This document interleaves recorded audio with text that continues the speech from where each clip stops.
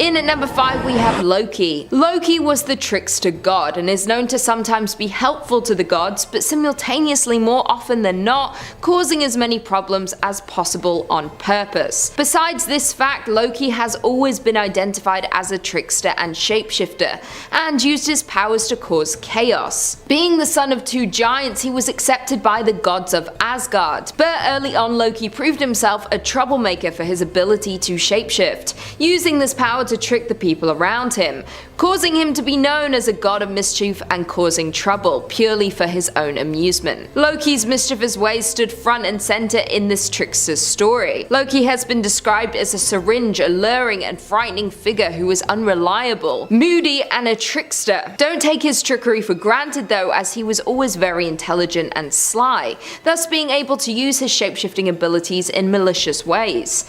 Loki's main attribute was his wit. He rarely engaged in physical combat and for that reason carried no weapons on him, as he only needed to rely on this strong wit to get him out of situations.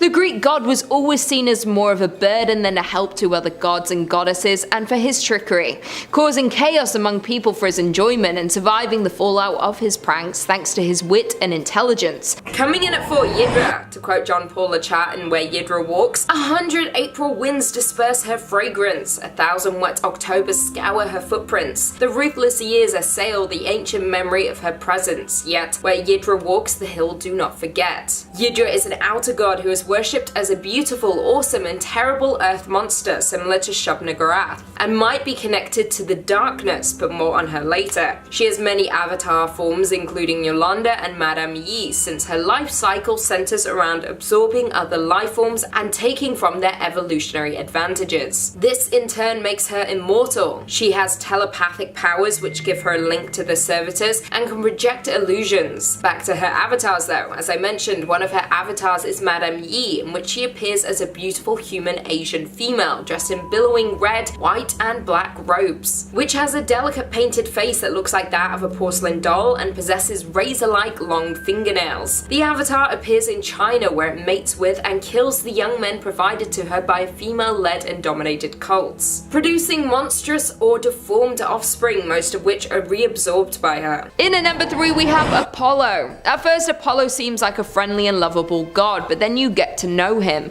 being the god of arts and protector of humankind, and is the son of Zeus and Leto.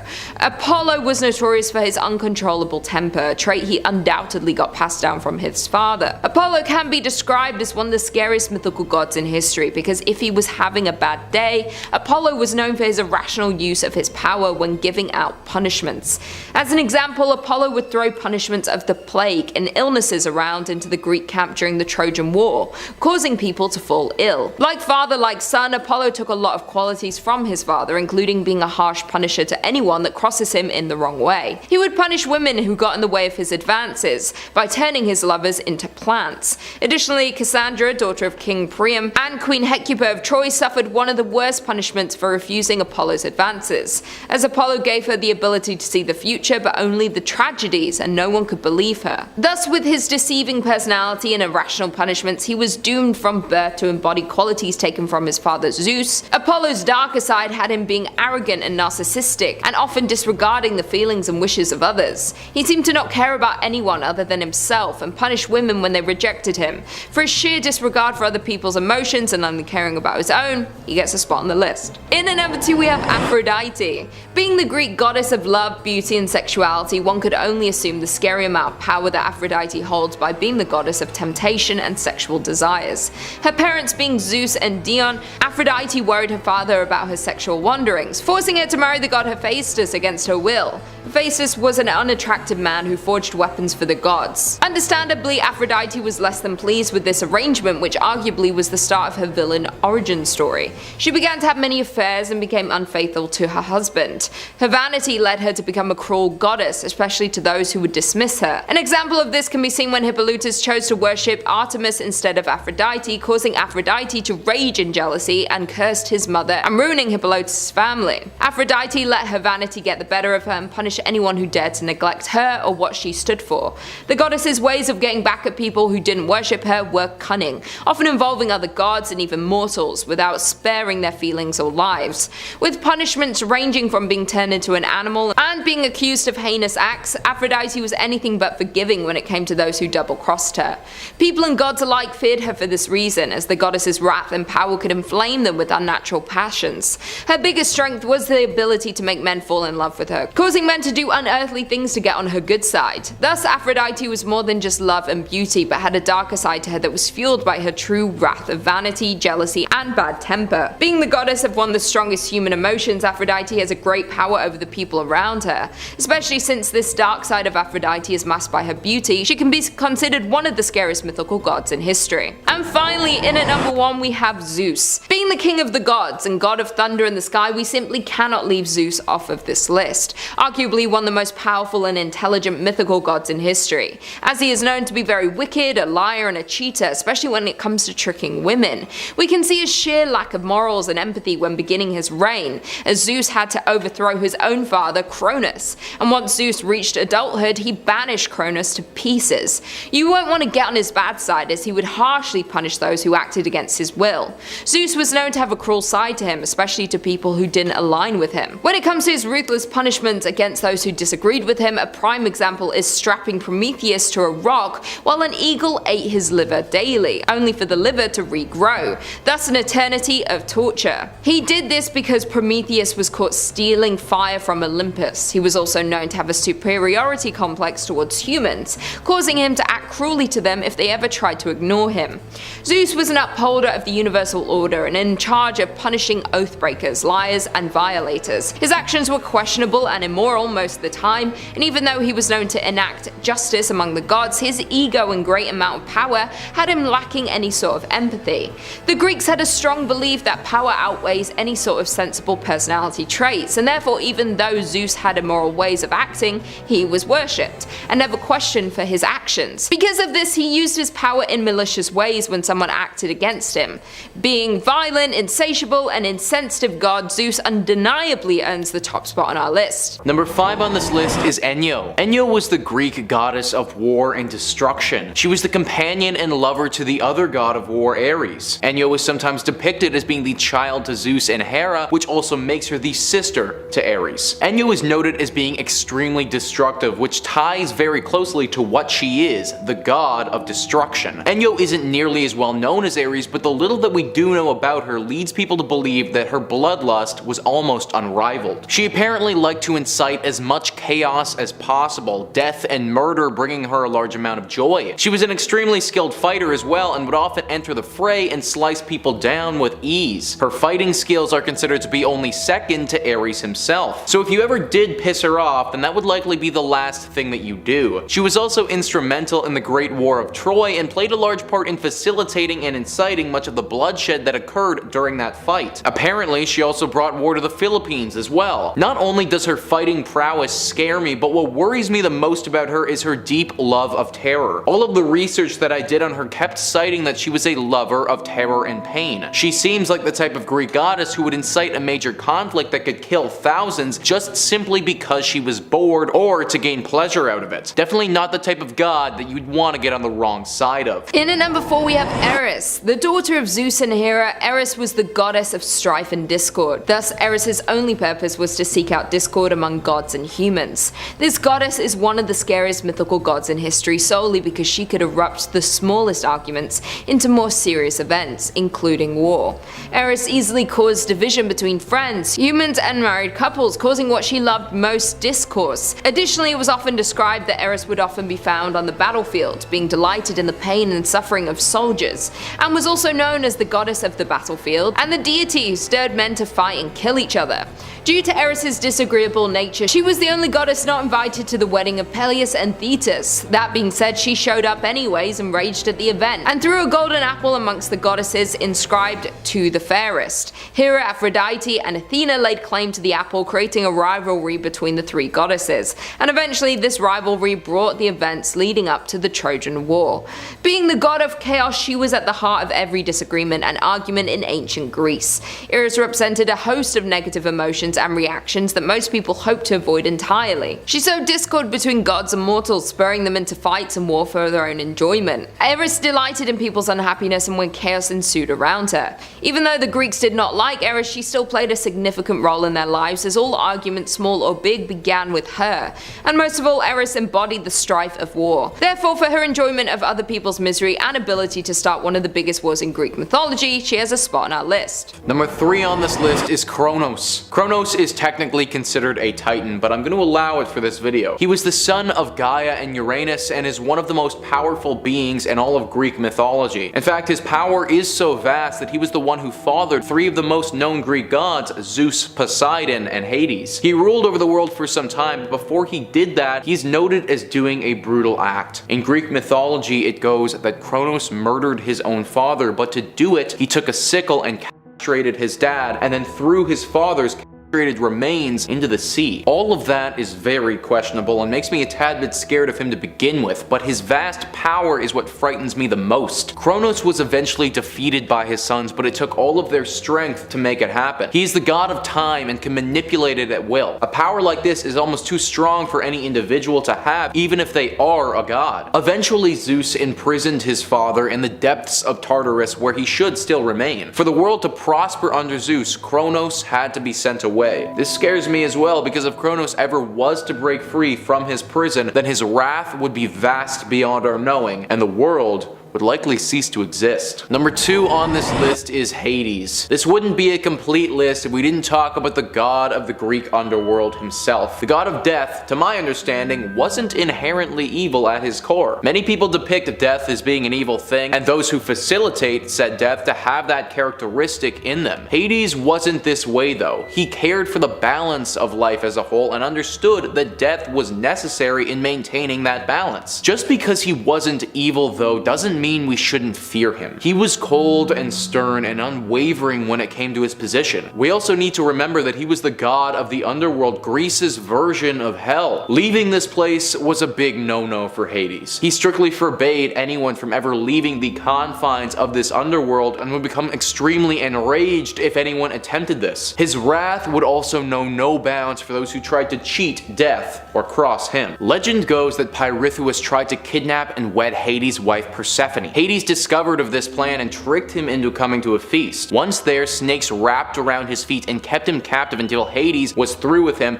Then he was fed to his hound, Cerberus, a 3-headed dog which is by Hades' side at all times and acts as a gatekeeper to the underworld. Along with the fact that Hades can be quite brutal if you ever attempt to cross him, he is also incredibly intelligent as well. There's many a story of Hades outsmarting other gods and getting his way. This intelligence, coupled with his immense power and the fact that he's the actual god of death, makes it clear that he is one of the scariest Greek gods to ever exist. Number 1 on this list is Moros. Moros was a pre-mortal deity and is the offspring of Nyx. It's said that Nyx conceived him without any male intervention at all. However, some experts on the subject dispute this, saying that Erebus, the god of darkness, was the father. Moros was feared by all. Even Zeus was reportedly afraid of the ability that this Greek deity possessed. The website Greek Boston has a great article talking about how inherently powerful Moros was, and I'm going to quote that now. Moros was powerful, so he couldn't just be taken down by another god. He would always find a way to bring misfortune to his impending victims. He was called by the people and the other gods the all-destroying god. Even after his victim died and went to live in death, he did not set them free. He decided to make sure they suffered. He's not only seen as the god of death, but also the god of death and suffering. His name is near to Moros, meaning sullen and ill-tempered, near to the spirit of depression. So that passage gives you an idea of the temperament of this god, but it doesn't explain his ability, and his ability is what scares me most of all. Moros would literally decide your fate of death. He would write it out and then give it to his brother to make sure that his victim's destiny wasn't forced, and that's exactly what it was.